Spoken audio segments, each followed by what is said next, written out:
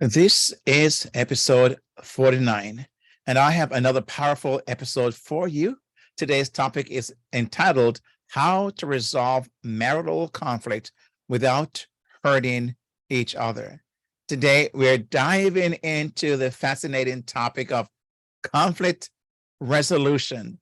Now, we all know that conflicts are a normal part of every relationships, right? You've experienced that, haven't you? But here's what happened. It doesn't have to be destructive. Unfortunately, many couples have experienced destructive outcomes as a result of a conflict, but it doesn't have to be that way. And that's what we're going to talk about today and show you why I believe it doesn't have to be that way and how you can keep it from being that way. I believe, in fact, conflict can actually be a good thing. You know, when I did do premarital counseling, I asked a couple about conflict, and we talked about that. And I've heard most times they will say conflict is a bad thing. It's not good. I'm saying, why isn't it?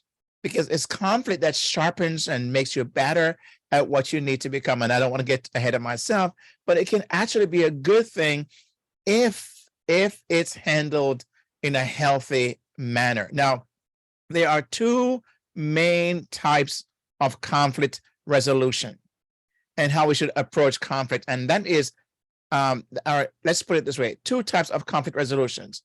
It's either passively done or actively done. And here's what the difference is. Passive conflict resolution is when you avoid dealing with the conflict altogether. It's avoidance, is just passively avoiding what it is you need to deal with. And this can lead to resentment, anger, and other negative emotions, right? Now, active conflict resolution, on the other hand, is when you face the conflict head on and work to find a solution that works best for both of you. Now, it's not aggressive. I'm not talking about aggressive approach here, but it's an active, respectful, helpful, mutual way of trying to find a way to navigate, to manage the conflict and get a solution that's helpful for the relationship. Now, active conflict resolution, I believe, is the best way to resolve conflicts in your marriage. Now, it's important to remember that it's you and your spouse, right? You are a team. You are on the same side. And you should be working together, right? I used the word earlier, mutual. You should be working together to find solutions that make both of you happy. Now, some spouses may not like talking about conflict, as if by not talking about it, it won't exist, or it will simply go away, or some may be in denial, right? And here's what I understand where some spouses come from, why they may feel that way or think that way. And they may have some objections to even me discussing this idea of conflict and talking about active conflict resolution. And some of their objections may be based on some of their I would say, their thought process that is not really helpful. For example, they may say, I'm afraid of making things worse. Now, I understand and I get that. And I can understand why in some situation, when you're in a relationship where there are issues continuously, or you have a spouse who could be dangerous or could be harmful or could be, I get it. Those are times you have to understand and know what it is you say and when to say certain things. And I would just say you need to get some help, because that is not healthy. It's not good to be in a relationship where you are afraid of speaking up. I just did an episode on assertive thinking, assertive speaking, and you want to go back and listen to that, because it's so important to assert yourself. So when you're afraid of making things worse, that tells me there's something else going on in the relationship. There's something else deeper that needs to be worked on in therapy, and because that's not a healthy place to be. Another objection may be, I don't think we can agree on anything. Again, I know I've worked with couples who have said that. I mean, we don't agree on anything. We don't see eye to eye. We're not on the same page. It's almost like we're incompatible, they'll say, right? And another objection may be, I don't believe conflict resolution can make a significant difference in our relationship. It's just really where it's at for them. Maybe they have given up. Maybe they have checked out. And so even this may be for some people, just like it's not going to help us. We are beyond that. Our marriage is salvageable. Some people may think, and if it is so, you're right. It won't help.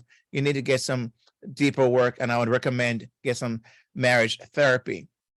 Now, objections like these will keep you from the benefits your marriage would gain by learning how to manage conflicts in a God honoring and empathic way. Now, I stress those things because when you're focused and your intention is to be God honoring and practice empathy, then this is exactly what you need. This is exactly what you're going to need to help you to navigate conflicts in your marriage and have a better outcome. So in this episode, we're going to talk about the benefits of active conflict resolution and how you can implement those into your marriage.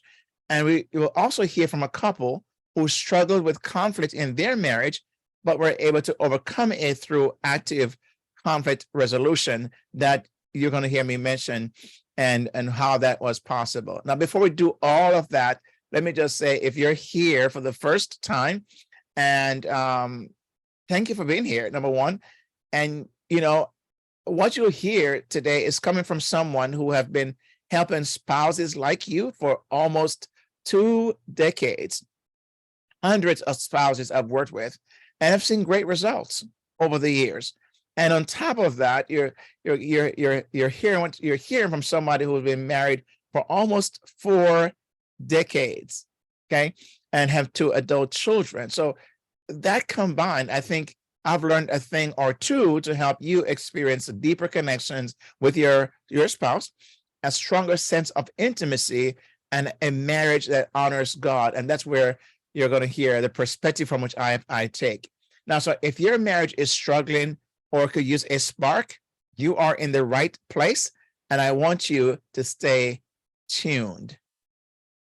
Now, I hope you're ready to continue this discussion on how to resolve marital conflict without hurting each other. As promised, I want to share with you Sarah and John's story as a backdrop to what you are about to learn about resolving marital conflicts without hurting each other. Now, Sarah and John have been married for 13 years, and they loved each other very much, but they also had a lot of conflicts, and which marriage haven't. But they tend to have a bit more than some average marriages. Now, Sarah was a very emotional person, and she wears her emotions on her sleeve, right? So she overreacted to things. Things are exaggerated for her, and she reads things beyond what it really is sometimes, and it frustrates John that everything seems to be so much bigger than it actually is. Now, John was more logical, right?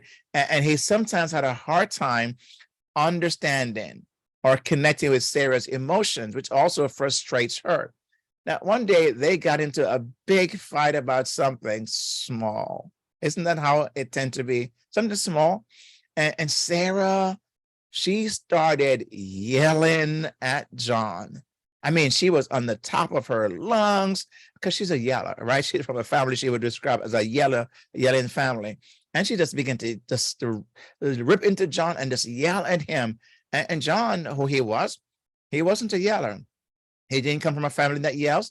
And so his response was to shut down. Now, can you imagine? One is yelling, he's just shutting down. And sometimes the yeller would prefer to go toe to toe, but not John.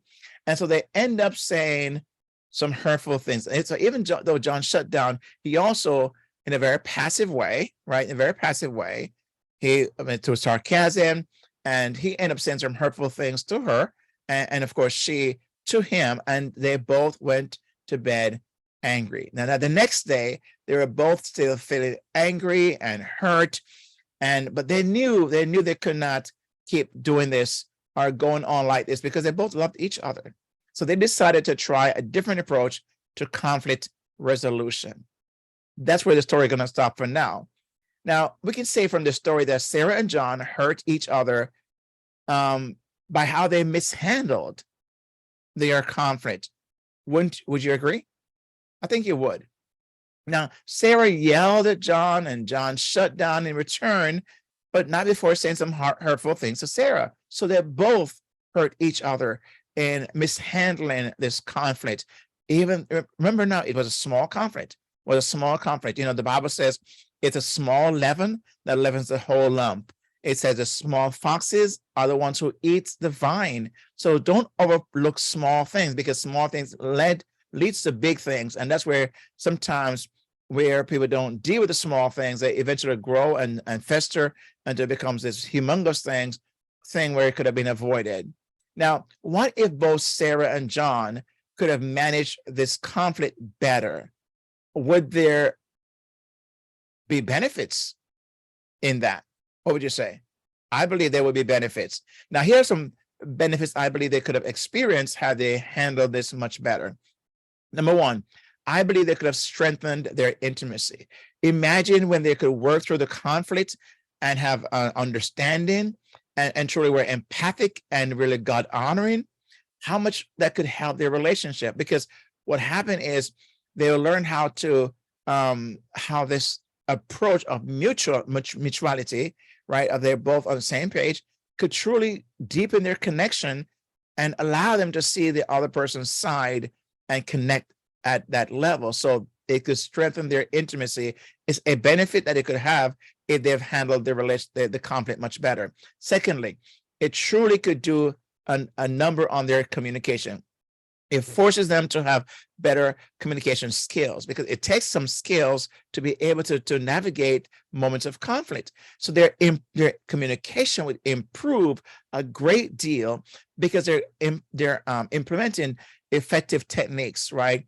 Listening, active listening. I've done also a past episode on that active listening with their eyes and their ears, and I talked about nonverbals already. And so you may be able to go back and listen to my podcast episode or my YouTube channel, where I covered topics like this one already, so you can hear those as well. And the third part is that their marriage could be happier. When you're able to implement the right conflict resolution style, that can lead to a more, I believe, harmonious and fulfilling relationship. Now, the question before us is, how could they have managed the conflict better? And how might you do the same? Now, that's a question, and I have the answers. But before I share the answers with you, I need to share a few things with you. So just hang in there. Let me share 3 things with you. Very important, and it's very necessary. The first thing I want to do is ask you to do what I call a spousal honor. That means I'd like for you to leave a rating and a review for this podcast you're listening to, if you're getting value from it, which I believe you do. And so that's the least I can ask in return, is that you leave a rating and a review, and I'll share with you how to do that at the end of this episode. It doesn't take long. It's truly an easy process on your phone. And if you can leave a quick review of what you know on your phone, it will truly be helpful. Now, to ensure that you don't miss any episodes of the past, or any future episodes, subscribe to this show today. And also, if you missed past episodes, you can always go back and binge listen at happiermarriagesecrets.com, and access all the past episodes. Secondly, I want to ask you to go to my YouTube channel under Kings LeGrand, and you'll see videos on topics like this one, even though they're different. And I want you to do 3 quick things when you go there. First, I want you to subscribe. Secondly, I want you to hit that like button. And thirdly, click on the notification bell. You want to go to that channel because I have a lot of valuable teachable moments there, using basically slides, and you can see all the different fancy things that I'm doing in my video. So go there and subscribe to the video channel. And thirdly, if you have not yet taken the Happier Marriage Assessment quiz that gives you a good indication of the state of your marriage, then I want to encourage you to do that today. And you can do that in less than 90 seconds, right? You can get your score immediately and get an access to a downloadable PDF that explains your score. And you can do that at happiermarriagesecrets.com. happiermarriagesecrets, happiermarriagesecrets.com/quiz. All the links will be down in the description that you are able to see that follows this episode. Make sure you access those those links, because it'll take you to the places I've just described. And lastly, let me mention that this show is brought to you by KingsleyGrant.com, where you'll find resources and other services that we offer that will be helpful to you. Again, it's KingsleyGrant.com. So how could Sarah and John have managed their conflict better, and how might you do the same? Now, I believe they could do so with three strategies. Number one, they could listen to each other without interrupting. This is a frustrating thing for so many couples when they're trying to share their ideas or their thoughts and they're being interrupted by, I know what you're going to say, or they're saying, I don't believe that. You haven't even finished your thought, and they're jumping in and trying to tell you what it is you're saying, or they're trying to combat what they've heard so far without the whole matter. The Bible says very carefully about this very thing, listen to the whole matter. Listen to the whole matter, because sometimes you'll jump in prematurely and you miss some very vital, important information that could help you better understand what your spouse was saying. It's also show a sign of respect. When you listen to each other without interrupting, you're respecting the other person and saying what they are about to say is so important, or else they would not be sharing that. And every person wants to be heard. Every person wants to be understood. So listen to each other without interrupting. I believe that with John and Sarah, if John even tried to interrupt Sarah, she wouldn't have none of that. I mean, she was yelling as it is, and maybe it's not a good thing to even say anything. And maybe John was trying to practice just to, the peace, keep the peace. But that was his pattern, though. It was very passive, and Sarah knew it, and so she wanted to kind of get into to say something, to do something, right? And so she just was yelling at him. Of course, it did not work. So the first thing I believe they could do better, and I believe you can implement in your marriage, is to listen to your spouse without interrupting. Now, this is hard, but it's something you can practice to restrain yourself, but also you can agree upon that in your beforehand. So as far as conflict is concerned, this could be an agreed upon principle that you're saying we're going to listen. And if I need to interrupt because I want to make sure my train of thought is correct, it's a different story, then of course mutually you've already agreed upon that, so it's not a big deal. Number two, try to see things from your spouse's perspective, right? Try to see things from your spouse's perspective. That's empathy. So many couples lack empathy. They will tell you they have empathy. They will tell you, I'm empathetic. But when it comes to a moment of listening to their spouse and not interrupting and trying to see something from their perspective, put themselves in their shoe, they're just like, that's out the window, because they don't want to hear it. They don't want to deal with it. They don't want to even try, because they're so worked up and they want to be heard, and they want their spouse, they want to hurt their spouse. Whatever the goal is, somehow empathy is thrown out the window. But when you try to see things from your spouse's perspective, it is so helpful. Now, I know it's not easy. Trust me, I have been married almost 4 decades. I've had my share. I've learned the hard way many times. I have done the very same thing. I'm telling you, I've learned from this, but it's made our marriage a whole lot better when I try to make it very intentional, and I restrain and I really manage my emotions and the emotion of my spouse. It truly helped me to see from her perspective where she's coming from. Again, it is not easy, but it's possible. All things are possible with God's help. So if you really want to do that, ask God, number one, to give you the grace and the patience and the wisdom and the self-control, which he says he's already given to you, to practice this skill, to see something from your spouse's perspective. And number three, be willing to compromise. Now, understanding the importance of finding a middle ground is so key, because you're working together to a mutual beneficial outcome solution. And so you're willing to say, maybe I overreacted, or maybe what it is I want in this moment is not as important, or maybe I'm okay with, instead of getting an A plus, so to speak. If I can use a grade example, I can take an A minus. It's an A, and I'm okay with that. If my spouse also can, instead of getting an A plus, be okay with an A minus, right? Even a B on both sides. What you're trying to say is the relationship is more important than what it is you're fighting for right now.